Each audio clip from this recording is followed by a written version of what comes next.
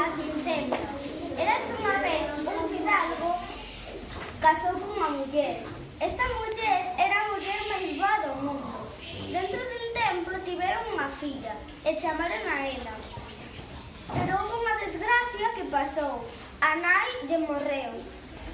Dentro duns anos o pai volveu casar con outra muller, pero esa muller tiña dúas fillas que eran moi malas. Como o pai era viaxeiro, unha vez foi de viaxe e no camiño morreu. Entón quedaron a madrastra, as súas fillas, Anastasia, Grisela e tamén ela.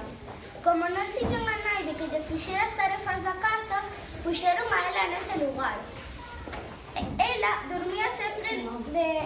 Entón, unha noite que fixo moito frío, dormiu diante do lume. A mañá, como tiña moitas cenizas na cara, chamaron a Cincenta. Era Cincenta que embarría, fregaba, lavaba os platos, fregaba e todo. Unha noite... Enteráronse de que iba a haber un baile real no que o príncipe escollería a esposa. Entón, puxéronse moi entusiasmadas e pideronlle a Cincenta todos os vestidos guapos do povo. Ela tamén quería ir.